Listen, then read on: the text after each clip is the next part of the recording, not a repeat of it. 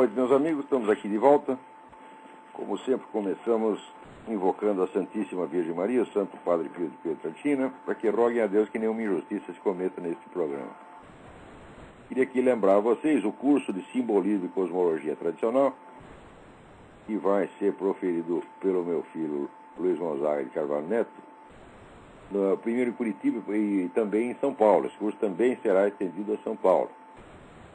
O curso, com duração prevista de um ano, pretende dar ao aluno uma ideia clara do lugar das ciências cosmológicas na cosmovisão medieval cristã e islâmica, traçando também um paralelo com outras tradições.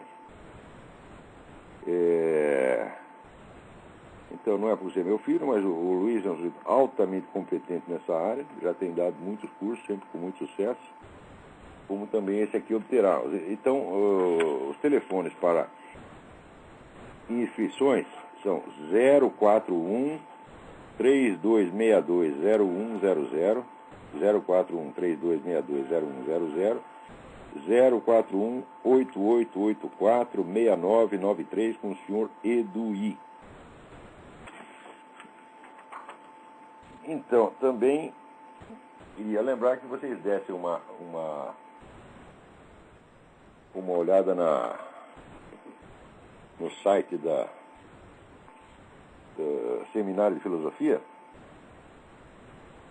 www.seminariodefilosofia.org, que eu estou botando lá hoje uma gravação nova. Um minutinho. Copia isso no computador pequeno, por favor.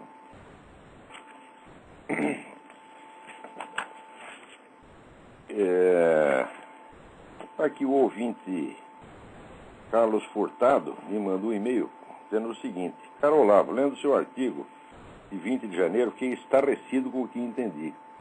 Durante toda a minha vida compreendi o fenômeno do nazismo com base nas teses 1 e 2, as teses 1 e 2. No artigo, a primeira, que explicava o nazismo como uma criação característica da cultura alemã, e a tese número 2, a tese marxista tradicional, que explicava o nazismo como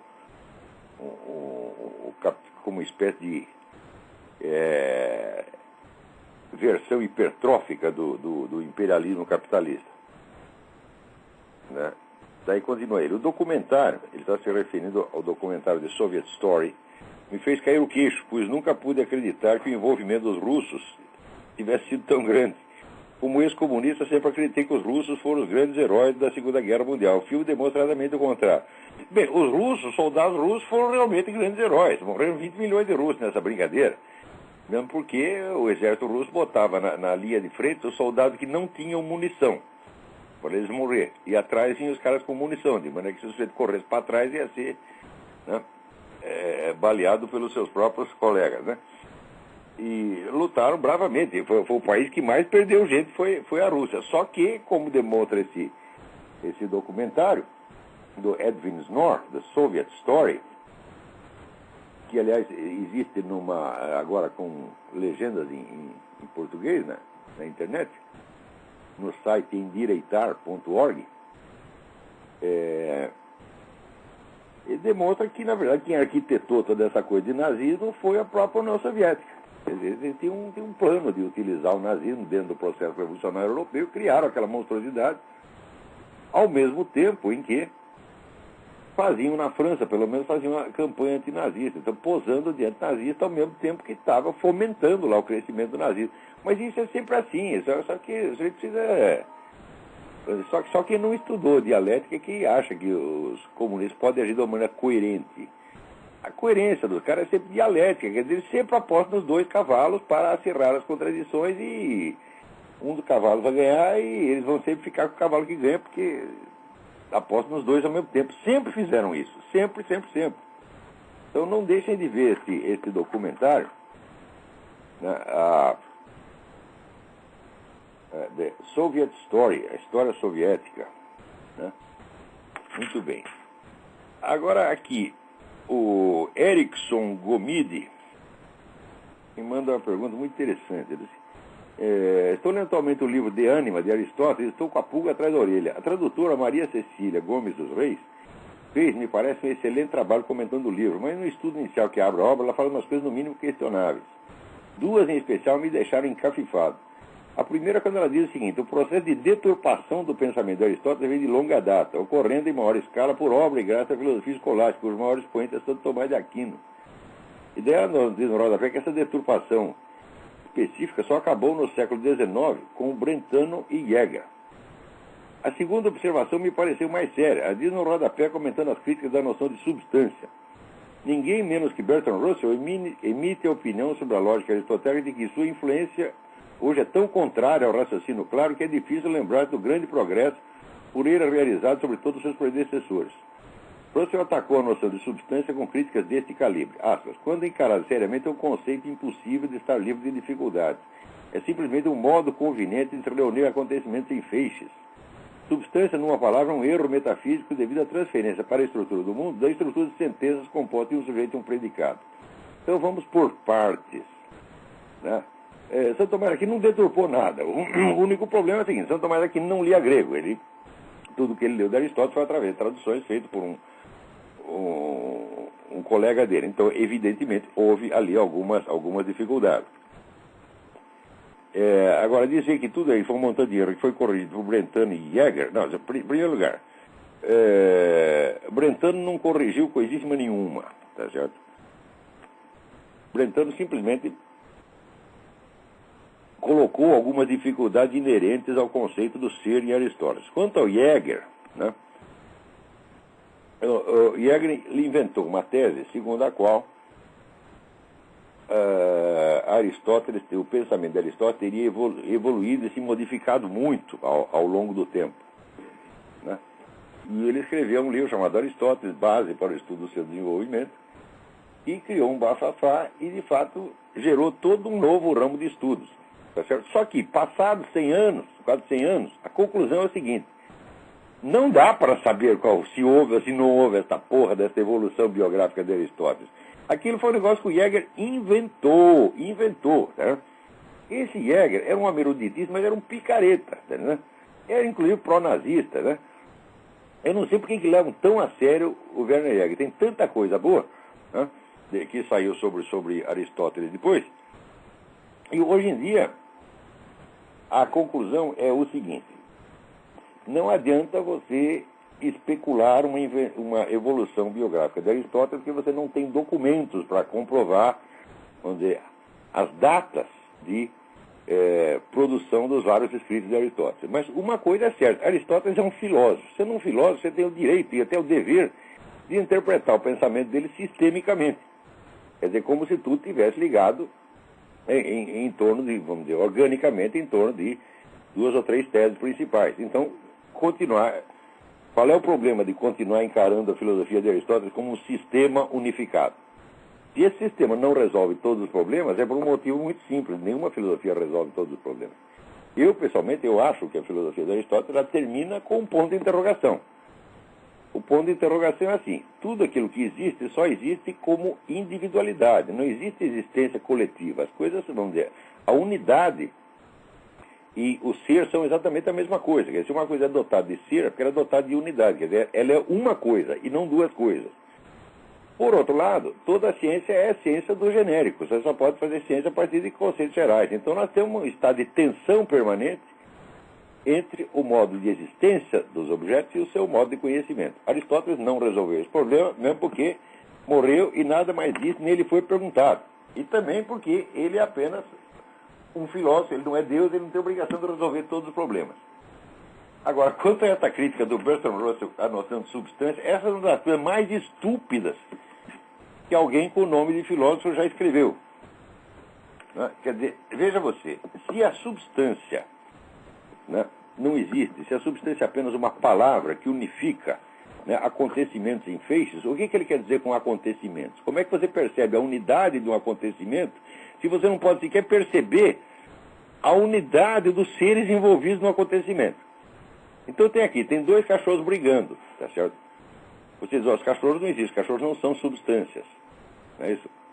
Então, você não pode perceber a substancialidade dos cachorros, né? Você apenas tem reúne mentalmente, né, várias impressões construindo pela sua cabeça a noção de cachorro. Mas a noção de briga de cachorro é uma percepção e não uma invenção. Ora, porra, Bertrand Russell devia chupar uma pica, é isso que ele devia fazer, porra. Bertrand Russell é um homem de uma incompetência, inclusive lógica, monstruosa, tá certo?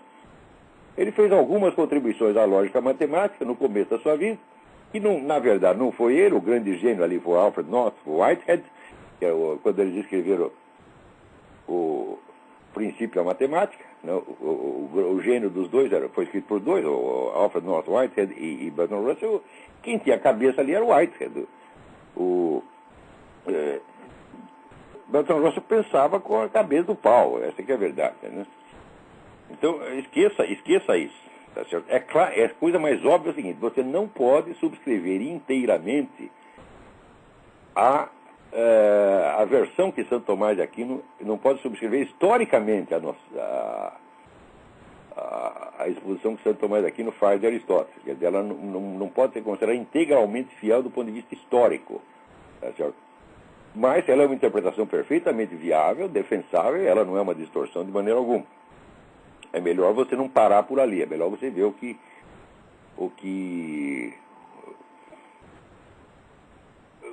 veio depois, tá certo? No Brasil você tem, aí foi publicado este comentário do Giovanni Reale, a Metafísica, que é uma verdadeira maravilha. Isso foi publicado em 3 volumes pela editora Paulus, tá certo? Então, Giovanni Reale, sim, esse é um grande estudioso de Aristóteles, né? Agora, o Jäger, olha, se tem uma coisa que está... Esse negócio de dizer que está superado, eu não gosto muito dessa frase, porque superado não existe. Ou é verdadeiro ou não é verdadeiro, entendeu? Agora, a tese do Jäger sobre Aristóteles, essa não é que está superada. Ela está, vamos dizer, totalmente impugnada. Ela, você pode dizer que ela é todinha inventada. Muito bem construída, muito elegante, mas, olha, aqui... que há na interpretação de Santo Tomás de Aquino alguns erros históricos, a interpretação do Jäger é 100% falsa, porque a tal da biografia intelectual de Aristóteles é tudo invenção, tudo saiu da cabeça dele, tá certo? Então, agora, essa senhora Maria Cecília, né? Você sabe como é professor universitário brasileiro? Eles são ranhetas, eles não gostam da igreja católica, então, se você tendo uma oportunidade de dar um curso de Santo Tomás de Aquino, a mulherzinha vai dar. Digo, Maria Cecília, vai lamber sabão, vai escrever besteira em outro lugar, vai. Agora aqui eu recebo um negócio maravilhoso, alguém me manda aqui, ó, né, o poeta popular Miguezinho da Princesa, muito famoso, né, escreveu aqui umas quadras celebrando o Bolsa Vaselina, né? Eu não dá para ler inteiro, mas vou ler uns pedaços para vocês aqui. Sem ter mais o que doar, o governo da nação resolveu, virando os olhos, gastar mais de 1 milhão, doando para os viados Bolsa Lubrificação. Quem tem o seu pode dar, da forma como quiser. Seja feio, seja bonito, seja homem ou mulher. E tem de aguentar o tranco da forma como vier. O governo federal, que em tudo quer se meter, decretou que o coito anal tem, mas não pode doer. E o Bolsa Vaselina surgiu para socorrer. É maravilhoso. E aí vai. Puta vida. Mas daí termina assim. O governo resolveu dar a bolsa para todo mundo e criar um grande exército de milhões de vagabundos. Só faltava essa bolsa de vaselinar os fundos. Ai. Agora aqui, o Simão Stanislavski Brunner, ele diz, tenho 27 anos, desde os 20 abdiquei de um monte de coisa para seguir um sonho de empreendedor. Larguei a engenharia da UNB, onde passei em primeiro lugar geral em 1999 para iniciar um pequeno empreendimento. Nunca gostei do PT, mas sempre tendi a respeitar a diferença. No entanto, ultimamente tenho ficado assustado com alguns movimentos do governo. Qual o motivo do presidente Lula visitar toda semana chefes de Estado irrelevantes, como de Cuba, Bolívia e Venezuela? Eles não são irrelevantes, não é que ele está visitando esse chefe de Estado. Isso aí são encontros do Foro de São Paulo. O Foro de São Paulo é a coordenação da Revolução Comunista no continente, a qual está andando, está em avançado processo de implantação e vai muito bem, obrigado. Tá certo? o que está por trás do asilo ao Batiste? O Brasil dará asilo a qualquer terrorista. O Brasil é o lugar ideal para isso. Por quê? Porque o Brasil não tem uma posição de vanguarda, uma posição escandalosa dentro do processo revolucionário. Ao contrário, o Brasil é o QG, é o comando geral, é o central estratégica da Revolução. O Foro de São Paulo foi fundado pessoalmente por Lula, tá certo? E até hoje é no Brasil que está o comando desse negócio, através de Marco Aurélio Garcia, Tarso Genro e outros. Então, como numa guerra o comando nunca fica na vanguarda, fica na retaguarda, porque não é idiota, é isso? Então o Brasil, naturalmente, ele não é tão escandaloso, tão histérico quanto a Venezuela ou Cuba, tá certo? Mas é muito mais perigoso do que os dois juntos. Então o Brasil adota essa política, vamos dizer, de proteção à economia de mercado, de modo que todo mundo acredita que Lula mudou, né? E agora aderiu ao capitalismo. Veja que na mesma semana o Lula foi homenageado no Fórum Econômico de Davos por ter aderido ao capitalismo. E foi homenageado no Foro de São Paulo na mesma semana pela sua fidelidade ao comunismo. Você vê que ou ele é duas pessoas, tá certo? Ou tem algum segredo por trás dessa coisa, tem algum método por trás dessa loucura, né? Então, é o seguinte, é a fachada capitalista, é a economia capitalista indo para frente, ao mesmo tempo em que se constrói o sistema de poder socialista, e se destroem todas as oposições, e se cria o poder do Partido Unificado. Tá certo? Isso aí, não foi o Lula que inventou, isso não é uma novidade, isso aí quem ensinava é Karl Marx, a Lenin, porque Karl Marx dizia que o processo de estatização dos meios de produção deveria durar décadas, ou gerações, tá certo? Não é uma coisa para ser feita de repente. Então, o Lula está apenas seguindo a receita tradicional de Marx e Lenin. Agora, quem não sabe, quem não estudou nada de marxismo, só consegue enxergar comunismo se o cara tomar o poder no dia seguinte e falar, ó, que putada, acabou a empresa privada. Ninguém vai fazer isso, só se for louco. Porque se fizer isso, daí o país vai ter que comer rato, se tiver rato para todo mundo. Então, Marx e Lenin entenderam que você tem que manter a economia capitalista funcionando e levá-la às suas máximas possibilidades de desenvolvimento. Entenderam isso?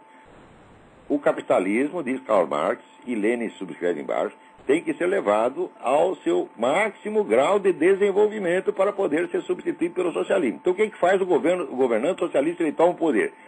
Ele incentiva o capitalismo para o capitalismo crescer, ao mesmo tempo em que ele destrói a estrutura política da democracia capitalista, colocando em seu lugar o sistema de poder unificado socialista, mas sem mexer na economia. Daí quando a economia está a pleno vapor e não há mais oposição política, então daí ele encampa tudo. Só que isso deve levar muito tempo e o Lula está seguindo a receita certinha. Tá certo? Então, diz ele aqui, resolvi estudar um pouco sobre o Foro de São Paulo e fiquei aterrorizado ao ler as atas dos encontros. Mas você fez muito bem, agora ninguém quer ler esse negócio. No Brasil é o seguinte, você fala de documento, de fonte, as pessoas nem sabem o que é isso. Tá certo? No Brasil ninguém acredita que existe realidade. Só existe a expressão dos seus desejos e sentimentos. Quer dizer, todos aderiram à teoria do Nietzsche, né? Realidade não existe, mas existe a sua autodefinição. Quer dizer, você se autodefine na medida que você faz as suas escolhas. Tá certo? Então você tem opiniões, não porque elas reflitam alguma realidade, mas porque elas expressam a sua maneira de ser.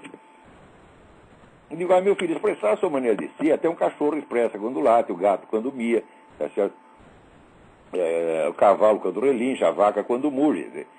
Quer dizer, se a inteligência foi dada ao ser humano para fazer o que esses bichos fazem, então será grande merda, entendeu? Então, como eles não acreditam em realidade, eles não precisam ir às fontes, aos documentos, cada um tem a sua opinião, fala do jeito que quer. E fala com uma cara de autoridade que é um negócio impressionante. Então, o que eu digo para esse cara é o seguinte, vamos parar de discussão, paga essa punheta, vai lá nas atas do Foro de São Paulo e você vai entender o que eu estou falando. Né? Então, prossegue aqui o Simão. Tenho apenas 27 anos e não vejo minha vida sem estar na iniciativa privada, liderando e orientando pessoas. Qual a sua avaliação de um risco no terceiro mandato do Lula? Bom, é o seguinte, para os empresários, pode continuar bom sob um certo aspecto, quer dizer, eles vão deixar vocês ganhar dinheiro, mas vocês vão ter que ficar de joelhos. Quer dizer que essa fase de intermediária, na qual a prosperidade capitalista vem junto com a corrosão da força política dos empresários, essa é a característica. Vê que empresário no Brasil, tem muita gente que está contentinha por estar ganhando bastante dinheiro, tá? Mas não pode dar um palpite. Tem que ficar todo mundo bonzinho e tem que puxar o saco do Lula, porque se eles param de gostar de você, então, né, babar o financiamento e lá vem um monte de cobrança, processo fiscal e você está ferrado. Eles acabam com... O governo hoje tem elementos para acabar com qualquer empresário do dia para a noite. Ele só não acaba se você ficar bonzinho. Então, se você acha que dinheiro é tudo, você pode continuar prosperando durante um certo tempo, porque no fim isso vai parar na mão do governo de qualquer maneira. Mas você vai ter um prazo para você respirar economicamente. Tá certo? É exatamente isso que Lenin queria dizer com a frase: a burguesia tece a corda com que nós a enforcaremos. Ou seja, ela cria riqueza para nós, ela cria riqueza para fomentar o poder comunista, que é exatamente o que está acontecendo no Brasil. Chega uma hora em que o poder comunista se tornou tão forte que ele não precisa mais de empresariado. Aí ele dá um pé na bunda de todo mundo, encampa tudo e acabou. Então, vai terminar mal de qualquer maneira. E nesse período intermediário, não está tudo mal, está só 50%. Quer dizer, a parte puramente econômica pode até continuar prosperando. Mas você já é como se fosse um empregadinho do Estado. É o paradoxo brasileiro. Se o capitalismo brasileiro está prosperando tanto, então por que não existe um partido que defenda a iniciativa privada, né, a democracia capitalista, os valores tradicionais, etc, etc? Por quê? Porque o empresariado pode ganhar dinheiro, mas não pode ter expressão política.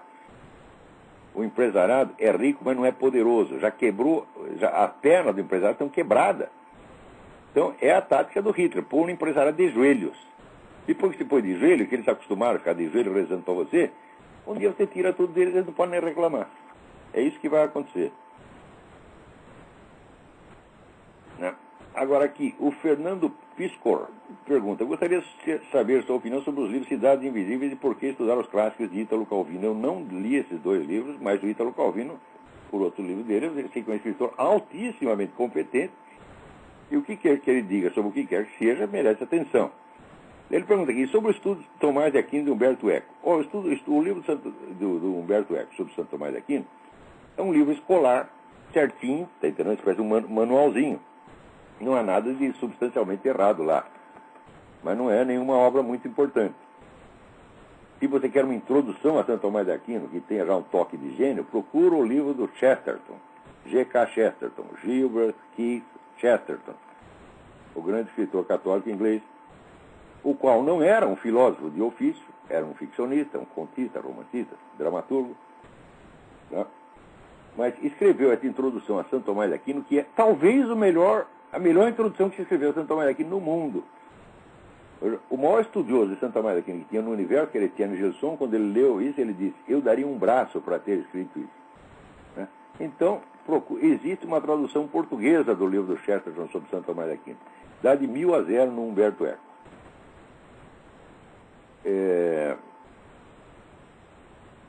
Aqui, o Diego Barbosa me escreve: se possível, escreva algum dia um artigo dedicado aos jovens que desejam encontrar um sentido para a vida em meio a tanta mediocridade, banalizações, etc.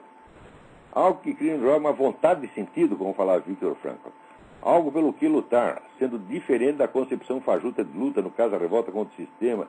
Bom, olha, eu vou explicar um negócio para vocês.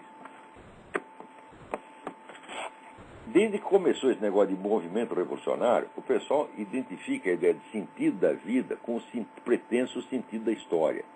Então você inventa um sentido da história, quer dizer, a história começou lá no Homem de Neandertal e vai terminar no socialismo, e você então se integra no sentido da história, no sentido da história você obtém um sentido de vida. Isso aí é uma empulhação. O sentido da história é incognoscível. Porque a sua vida pode ter sentido, por quê? Porque você dura um prazo médio da vida humana.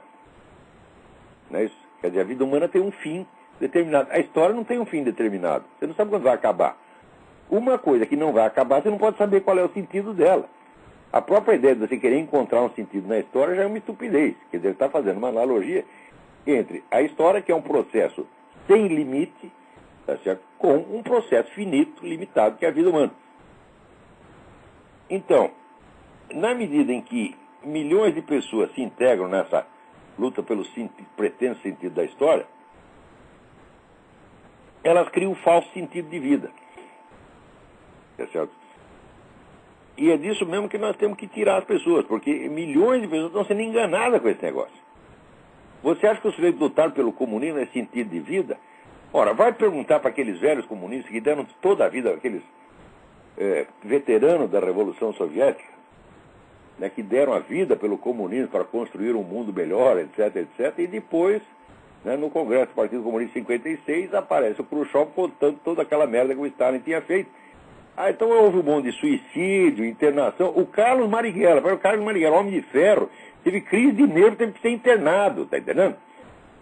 Ver o sentido, que sentido de vida tinha? Não tinha sentido de vida nenhum, sentido de vida. Apostaram numa falsidade e criaram um simulacro de sentido de vida. O verdadeiro sentido de vida, meu filho, tem que ser encontrado no serviço que você presta, alguma coisa que seja real. Você não pode criar um sentido de vida baseado numa mentira, numa falsidade. Sobretudo, quem tem que pagar pelo seu sentido de vida é você, não é os outros. Mas eu quero realizar meu sentido de vida e por isso mesmo tenho que mandar um monte de gente pro Gulag, pro Paredão, pra Auschwitz. Que merda é essa? E eu acho, vou dizer que a grande meta que pode ser oferecida para milhões de pessoas é o seguinte. Gente, faz 4 séculos que o mundo vive sob o fantasma da revolução. O que é a revolução? A revolução é você prometer um futuro melhor para um país, para uma raça, para uma nação, para a humanidade inteira, a ser realizado através da concentração de poder nas suas mãozinhas. Quem quer que apareça com uma proposta dessa? Olha, aqui tem um projeto maravilhoso, que vai ser todo mundo feliz, etc. Para realizar isso, vamos concentrar o poder na mão. Quem quer que venha com proposta desse tipo é um revolucionário. E a revolução não pode ser aceita como um procedimento normal, saudável e defensável. Nós temos que destruir o movimento revolucionário. Não esse ou aquele, mas todo e qualquer movimento revolucionário. O movimento revolucionário não é uma constante do espírito humano. É uma coisa que começou numa certa data e que vai ter que terminar no outro dia. Quanto mais cedo terminar, melhor. É como sair do pesadelo. Você não precisa, para isso, você ter uma proposta política alternativa e não deve ter. Né? Por exemplo,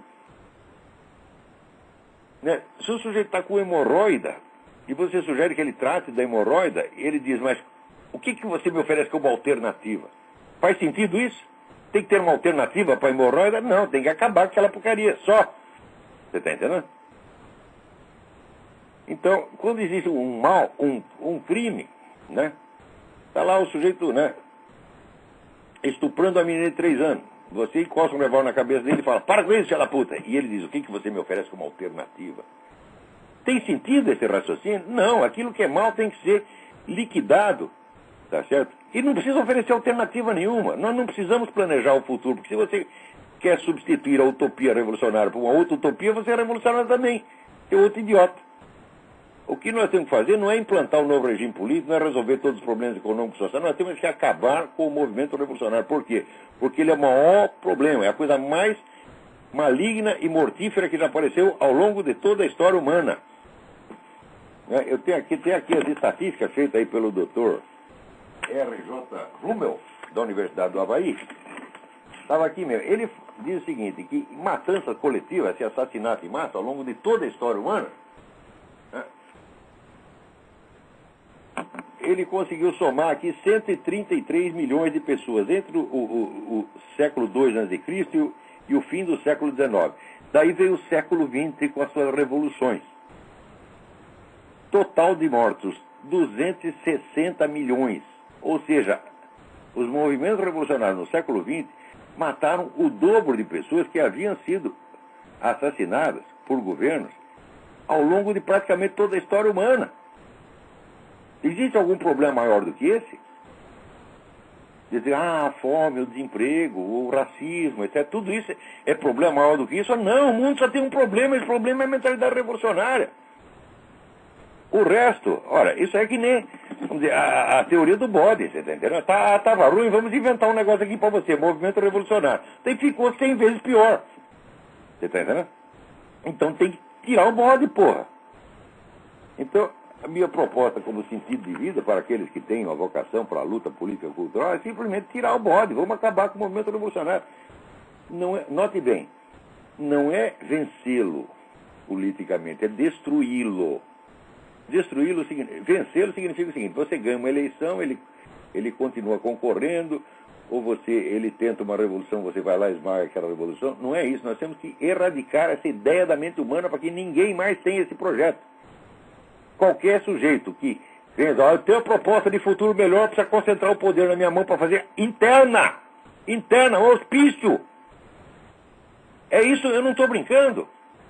O meu livro, A Mente Revolucionária, vai mostrar para você que mente revolucionária é doença mental no sentido clínico, que é uma doença mental perigosíssima, e ela obtém sucesso, ela se expande precisamente porque ela não é uma ideologia, uma proposta, uma filosofia política, precisamente porque é uma doença, porque ficar doente é fácil. Então, tá aí, um belo sentido de vida para todo mundo. Vamos lutar para acabar com essa merda que tem trazido tanto sofrimento aos seres humanos em nome das mais belas esperanças. Quanto mais belas são as esperanças, né, pior é o resultado. E não é porque esse resultado não é obtido porque houve um engano. A mentalidade revolucionária foi feita para isso. Ela é genocida desde que apareceu. E você quer concentrar poder na sua mão para quê? Para você alisar a cabeça das pessoas? Se for para alisar a cabeça da pessoa, não precisa poder, porra. Tem que ter um plano. Bom, então tá bom, então vamos realizar o plano dentro das vias democráticas normais. Não do jeito que eles fazem, porque eles usam a via democrática normal para conquistar o poder e daí aumentá-lo. Quando eu digo vias democráticas normais, é o seguinte: olha, eu tenho o meu projeto e eu vou realizá-lo pelas vias democráticas, quer dizer, eu serei eleito, né? E vou realizar aquilo com oposição. Se eu estiver errado, vocês vão me corrigindo, tá certo? E o que o meu governo faça, o governo seguinte tem que poder desfazer, isso aqui é democracia. Agora, se há uma mutação revolucionária, isso, que vai ser tudo transformado numa maravilha de acordo com a sua fórmula e não pode mais voltar atrás, é isso aí que tem que acabar, gente. Aqui o Rafael Guimarães me manda um vídeo do YouTube sobre o negócio da juventude militante Obama, né? Tá lá com o título Obama Hitler Youth, né? Esse negócio é verdade, sim, existem várias organizações desse tipo. Michelle Obama coordenou várias desse negócio e eles estiveram formando militantes há muitos anos. E agora, quando o Obama diz que quer fazer a Força Civil de Segurança Pública, é essa molecada que ele quer, pô, tudo doutrinado, tudo cheio de obamismo na cabeça, tá certo? E ele quer, vamos dizer, substituir as Forças Armadas com isso aí. Ele diz que para essa organização ele quer um orçamento maior do que o das 3 Forças Armadas juntas. Então, isso é a juventude hitlerista, sim. Agora, falando em Obama, vocês viram, esse pessoal cristão, evangélico, tudo que votou em Obama, olha, qual é a primeira coisa que o sujeito fez ao sentar na cadeira da presidência? Assinou um decreto lá, vamos dizer, concedendo bilhões de dólares para fomentar aborto no mundo inteiro, para fazer aborto no mundo inteiro. Quer dizer, como se 50 milhões de moleques abortados nos Estados Unidos e 43 milhões que se abortam por ano no mundo não fosse suficiente. Então vocês cristãozinhos, vocês catoliquinhos, vocês protestantezinhos, vocês evangeliquinhos, são tudo um bando de filha da puta. Vocês são tudo puxa-saco de abortista, é isso que vocês são. Né? É uma coisa horrorosa, hein? Aí, tem alguém no telefone aí? Vamos ver. Atenção, aviso. Se for Carlos Olavo de Carvalho nos odeia, esse pessoal só telefona para cá. Eu vou dizer por que eles telefonam. Porque é o seguinte, eles estão tudo loucos para dar o cu. Todos. Que eles querem desesperadamente. Mas eles estão inibidos. Então eles sabem que eles telefonam daqui, eu vou mandar eles tomar no cu. E daí eles saem dando por aí. E dizendo, não é culpa minha, foi o Olavo que mandou. Você está entendendo? Então tudo isso aí é desculpa para dar o cu. E ainda dizer que é culpa minha. Então, quer saber? Não vou mandar eles tomar no cu, não. Alô, quem é? Quem é? Não é ninguém. Só a Cheryl que do lado que ela nos odeia e desistiu. Então,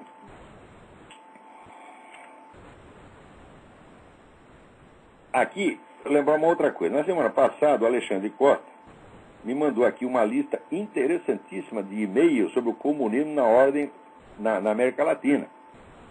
Eu disse para ele, isso aqui está ótimo, mas se você mandar para mim, só não resolve, você tem que botar isso na internet.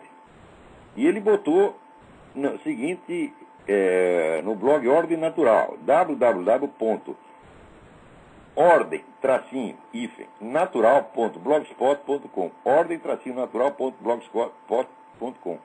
Uma coleção de links muito interessante. Parabéns e obrigado aí, Alexandre Costa. O Daniel Marques me passa aqui, me passa um sabão por causa de uma besteira que eu falei aqui, do negócio das reservas comerciais chinesas. Só que, cara, está muito comprido, eu não vou poder ler. O Marcos, eu vou dizer assim, você tem toda a razão.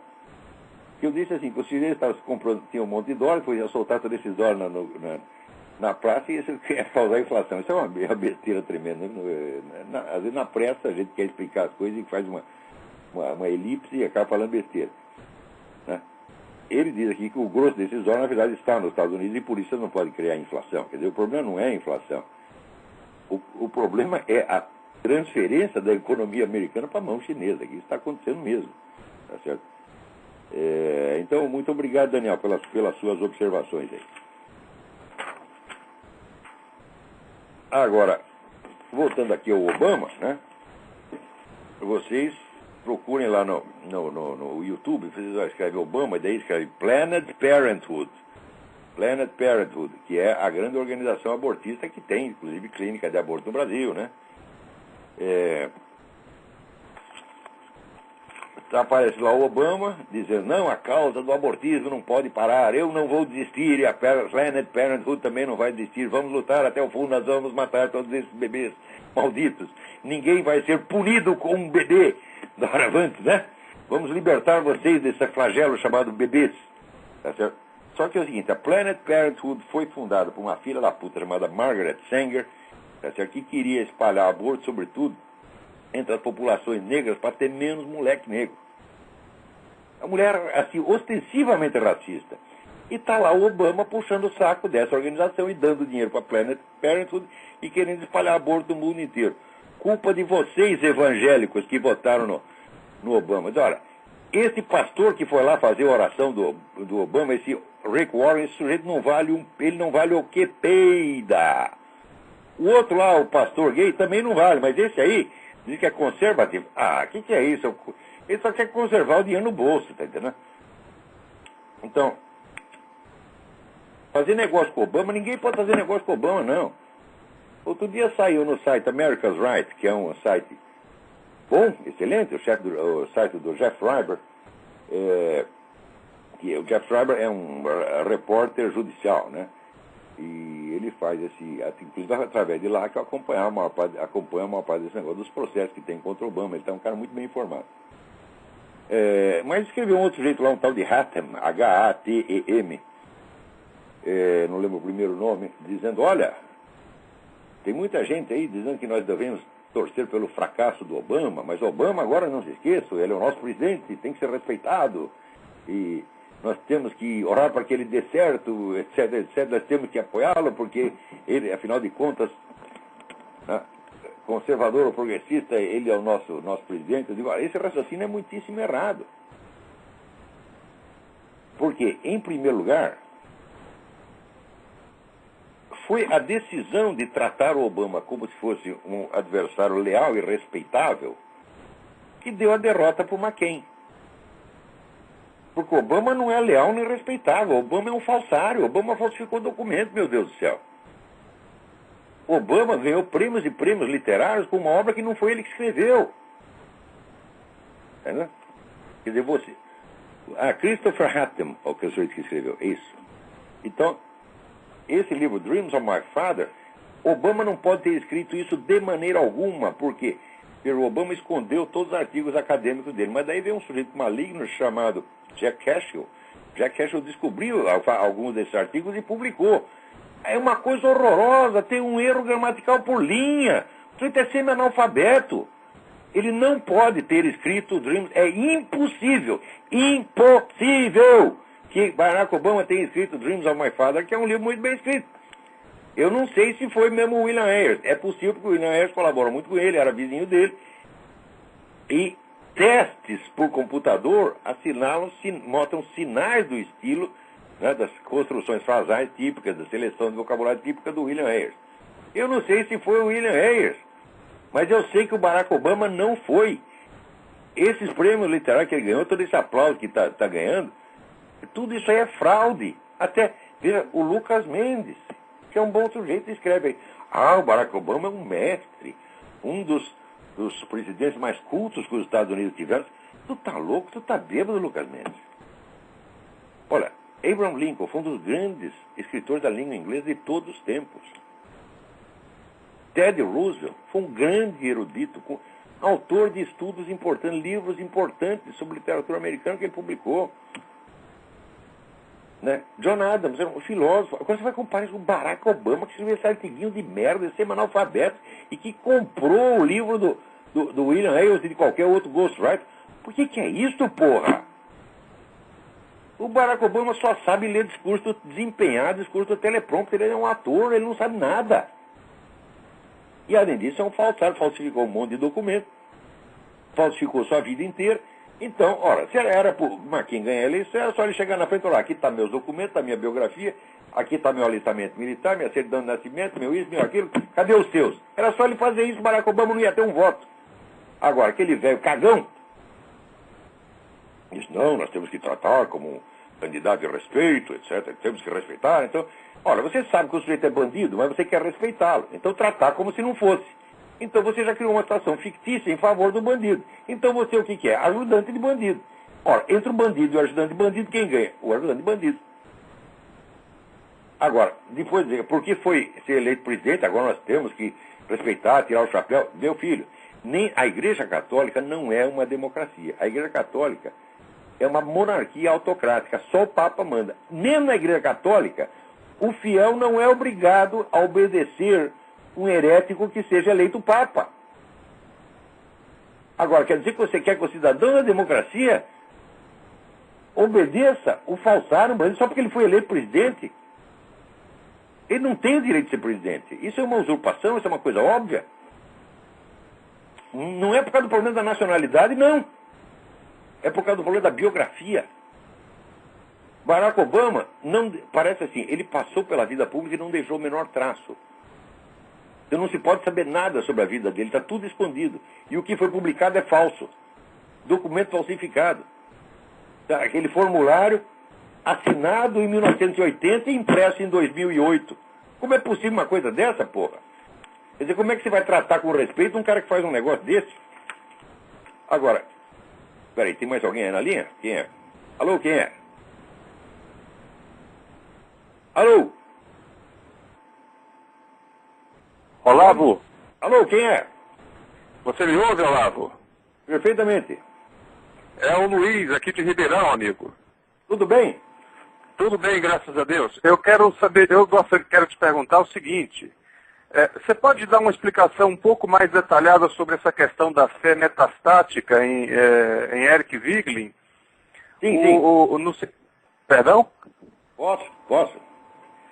Eu vou te pedir desculpa porque eu sei que você está com esse curso aí agora em abril, mas eu não vou conseguir não conseguirei ir até aí agora. Mas se você puder me dar um pouquinho de explicação sobre isso, eu te agradeço muito.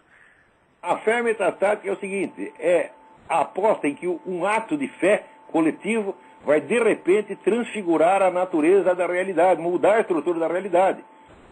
Como, por exemplo, a eleição de Barack Obama. Eleja Barack Obama e no dia seguinte tudo será diferente e tudo será maravilhoso. Isso não vai acontecer. Você está entendendo? Não é porque o sujeito é preto, vamos votar no preto e a exceção, né, vai ser uma grande mutação e tudo será diferente. Mas, e fosse preto, amarelo, verde, azul, não vai mudar merda nenhuma. O presidente não pode governar com a cor da pele, caralho. Não é isso? Além disso, está aqui, veja, 12% da população aqui é preto, quer dizer, tem 30 e tantos milhões de pretos aqui. Tem que escolher logo esse, porra. Só porque é preto, eu digo, mas escuta, peraí, existe preto e preto. O Alan Keyes também é preto, só que o Alan Keyes nunca roubou palito de fósforo, nunca falsificou documento, né? Nunca viveu de verba pública. Agora vai escolher algo de picareta, e todo mundo tem que votar nele só porque é preto, e eleger no preto vai criar uma coisa miraculosa, né? E tudo será maravilhoso. Isso é fé metastática. Quer dizer, você não pode, um ato de fé não pode por si modificar a estrutura da realidade. Você vê, Deus, quando faz um milagre, presta atenção, veja você, o milagre mais vasto da história humana é o milagre de Fátima. Foi um milagre que se prolongou por vários dias, teve efeitos espetaculares, foi assistido por 70 milhões de pessoas. Em volta, tudo continuou como estava. Deus não suspende a estrutura da realidade. Ele abre uma brecha para que você, né, enxergue algo da dimensão divina, da dimensão infinita, mas mantém a estrutura da realidade. Então, o verdadeiro milagre não modifica a estrutura da realidade, ele apenas mostra que a estrutura da realidade finita não é completa, ela tem brechas. Tá certo? Agora, essas promessas revolucionárias, né, induzem as pessoas a acreditar que vai haver uma mutação. Um negócio que nem a musiquinha do Roberto Carlos, daqui para frente tudo vai ser diferente. Vai ser diferente, quer dizer, vai ser muito pior. Já começou a ser pior no primeiro dia, porque o sujeito vai espalhar esse genocídio abortista pelo mundo inteiro, com a ajuda de todas essas igrejas, todos esses filhos das putas cristãos que votaram nele, tá entendendo? E com a ajuda da Planet Parenthood. Olha, essas promessas de mutação da realidade, você vê, toda essa poética da revolução que existe há 200 anos. Não é isso? Bertolt Brecht, né? Era Luiz Aragon, era Pablo Neruda. Todo mundo dizendo, não, aqui o Stalin vai transformar tudo, vai ser tudo uma coisa maravilhosa. Vai ser uma coisa maravilhosa, vai 20 milhões de pessoas pro Gulag, vai morrer todo mundo. É isso que vai ser. Um governante não pode oferecer change. Ele não pode oferecer isto. Ele tem que oferecer 2 ou 3 pontos específicos, tá certo? Muito limitados, tá certo? Ele dizer quais são os pontos que ele vai mexer e tem que prometer manter a estrutura toda no lugar, meu saco. Agora, se quer mudar a estrutura inteira, tá bom. Então a gente já sabe que vem merda, porque é a proposta revolucionária, é a mutação total da sociedade mediante a concentração de poder. Agora, aqui, muito republicano colaborou com isso, porque, nós não podemos, esse negócio de levantar esses processos contra Obama, isso é teoria da conspiração, etc. Olha, quando você diz uma coisa, o sujeito te acusa de teoria da conspiração, ele só quer difamar. Porque não interessa se é teoria da conspiração, interessa se é verdadeiro ou falso, caralho. Né? Então, em primeiro lugar, não faz sentido você falar em conspiração quando é um procedimento de massas que está sendo levado a efeito na sua frente. Você não pode dizer que é uma conspiração entre os jornais para ocultar as notícias sobre Obama. Isso não é uma conspiração. Eles estão escondendo ostensivamente. Eles dizem, nós não vamos publicar essa merda e pronto. Você está entendendo? Por quê? Porque nós queremos eleger Obama. Então não interessa a verdade, interessa eleger Obama. Para chamar de conspiração, isso não é conspiração. Isso é ocultação. Isso é fraude, isso é estelionato. Agora, isso é teoria da conspiração. O negócio do que os documentos do Obama são falsificados, é teoria da conspiração. Escuta, mas não é teoria da conspiração. Está aqui o documento, está aqui na cara, o documento que ele assinou, porra. E esse negócio de que ele disse que não tinha tido nenhum contato com o Blagojevich, né, e aparece a carta dele, assinada por ele, no papel timbrado do escritório dele, agradecendo pela conversa que teve com o Blagojevich no dia 2 de dezembro. Nenhum jornal publicou. Você vai dizer, isso é conspiração? Não estamos denunciando a conspiração, não estamos denunciando uma fraude, estamos denunciando um estelionato, porra. Agora, se toda a mídia se envolve nisso, então o que é? Isso não é uma conspiração, isso já é a concentração revolucionária de poder.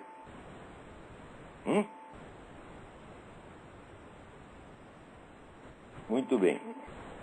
Quem é que está na linha aí? Não tem ninguém, ótimo. Então agora, Eu queria aqui agradecer a todos que escreveram, ou ao Jornal do Brasil, ou a mim pessoalmente, né, solidarizando comigo por causa dessa sacanagem que fizeram comigo no Jornal do Brasil. Quer dizer, a sacanagem já vem de muito tempo. Eu fiquei quieto, discreto, porque diz que o bom cabrito não bera. Né? Então eu fiquei quieto enquanto pude. Né? O cara diminuiu lá meu salário, eu vim para cá ganhando $2.000 por mês do Jornal do Brasil, de repente, passam uns meses, me comunico assim, olha, seu salário foi reduzido para $400. Ainda tiveram a cara de pau de me mandaram um aditamento de contrato para assinar, que é claro que eu jamais assinei. Né? Não reclamei, mas também não assinei o negócio. Daí começa a Operação Salame, né? Ah, sua coluna, o mais cínico é, sua coluna vai ser ampliada, sua sessão vai ser ampliada. Ampliada quer dizer, você escreve 4 vezes por mês, vai passar a escrever uma só, e nós vamos botar outros colunistas no seu lugar. Isso é o que eles chamam de ampliação. Quer dizer, é um new speak, é a inversão revolucionária do vocabulário mesmo. Quer dizer, reduzir virou ampliar. Né? Daí escrevo para aqueles caras, escrevo para Rodrigo Almeida, Nelson Tanuri. Os caras não dizem uma palavra, estão tudo quietinho embaixo da mesa. Não são capazes de me enfrentar, são os covardes, são os bosta. Nelson Tanuri, você é um bosta. Um bosta, eu não tenho raiva de você não, porque a gente não... Olha, quando vem barata, esse barata ele não fica com raiva, não, ele fica com nojo no máximo, pô. Você é um merda, você com todo o dinheiro que você tem, tá certo? Você é um puxa-saco esse pessoal do governo, um covardão, você é puxa-saco de Zé Dirceu, você precisa do Zé Dirceu. Vai lá pedir a benção para ele, que ele é seu patrão. Pega esse seu Jornal do Brasil e enfia no cu, entendeu? No cu, peru. Tá entendendo? Rodrigo Almeida, você é um bosta. Você é um covarde, você não é capaz de me responder uma carta. É exatamente como fizeram no Globo, na Zero Hora, um bando de covarde. Eles juntam assim, em 200, tá certo? Cheio de dinheiro, tá? Ah, nós agora vamos calar a boca desse Olavo de Carvalho. Isso é conspiração, sim, é conspiraçãozinha de... Sabe, parece moleque de escola, porra. Juntando para fazer uma traquinagem, né? E agora, puta que pariu, é tão bunda, um negócio que não dá nem vontade de reclamar, tá entendendo? Reclamar com o quê? Se eu entrar na redação do Jornal do Brasil, vai ter 30 infartos. Se eu chegar lá e gritar com esses caras, eles morrem. Se eu entrar no escritório do Nelson Tanuri e dizer, Nelson Tanuri, ele morre. Ele morre. Morre porque é um homem de geleia. Entendeu? Você é um homem de geleia, Luiz Garcia é um homem de geleia, João Roberto Marinho é um homem de geleia, vocês são todos uns merda. Hã? Olha, eu não pedi para escrever em jornal, caralho, vocês que me convidaram. Eu jamais iria pedir coisa nenhuma para vocês, nunca pedi para escrever em lugar nenhum. Eles vêm primeiro convidam vocês, depois quer fazer o convidado se sentir um penetra que está lá esmolando. Eu não vou cair nessa. Eu não vou pedir nada para vocês. Nunca pedi. Vocês que me pediram. Vocês que precisaram de mim, porra. Eu preciso desse jornal. O jornal está falido. Todo jornal, tudo falido, tudo devendo dinheiro para o BNDES. E por isso tem que ficar lá chupando pica de Zé Dirceu. Né? Então agora vocês vão para ler o Jornal do Brasil para ler a coluna de Zé Dirceu de Oliveira e Silva, esse grande brasileiro, essa alma impoluta, tá certo? Esse homem eruditíssimo, grande professor, né? Aquele negócio, tudo é igual, como é? Nada é melhor, tudo é igual. Lo mismo burro que o grande professor, tá aí. Vai lá ler o burro, porra. Nelson, por que não escreve você? Você não escreve porque você não sabe. Então, isso é uma vergonha. Eu não fico revoltado, eu fico assim, consternado, você está entendendo?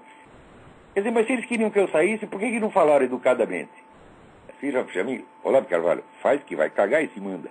Eu teria saído com o Márcio Brasileiro. Agora, para que ficar fazendo essa coisa, cercando, roendo pelas beiradas? Por que não fala de homem para homem? Vocês não falam de homem para homem porque não são homem. Vocês não são homem para falar comigo cara a cara. Nenhum de vocês.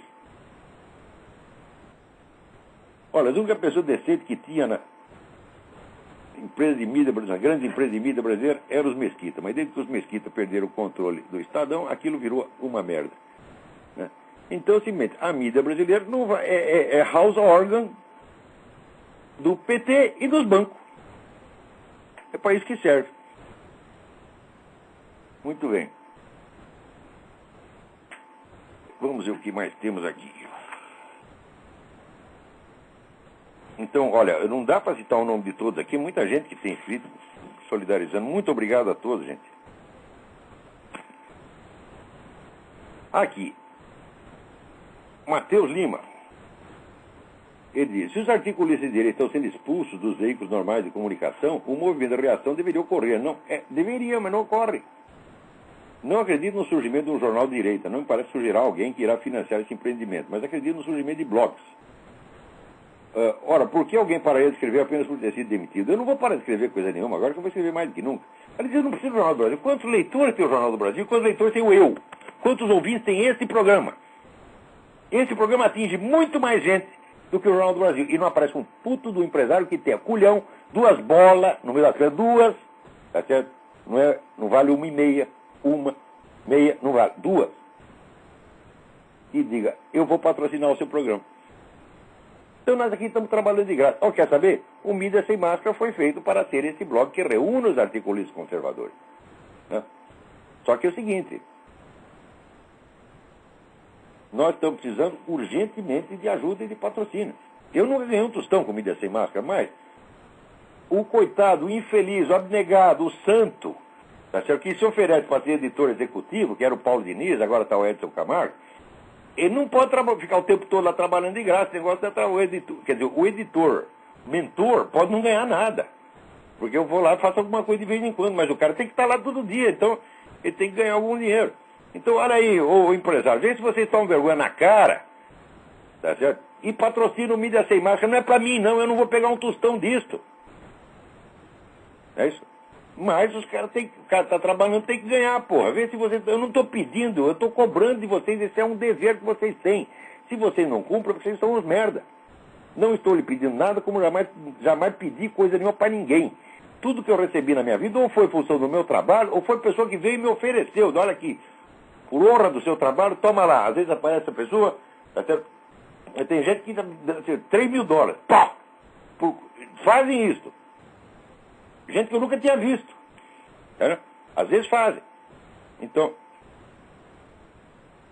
nunca pedi nada para ninguém. O que eu pedi é que doassem sangue para o meu amigo Milton Treza Filho, que foi operado de câncer no peritônio. Está lá o meu aviso no Orkut, se vocês deem uma olhada lá, eu vou até botar o aviso na minha página, o sujeito precisa de 40 doadores de sangue. Isso eu peço com humildade, eu peço. Agora, patrocínio para empreendimento político-cultural da mais alta importância, eu não peço, eu exijo. E se você não cumpre, é porque você é um bosta. E peraí, acabou o nosso tempo. Puta vida, tinha um monte de notícias aqui para comentar, não comentei nada. Então, fica tudo para a semana que vem. Né? E aqueles que não foram mandados tomar no cu, não deem o cu até a semana que vem. Aguardem uma nova oportunidade. Muito obrigado a todos. E que Deus os abençoe.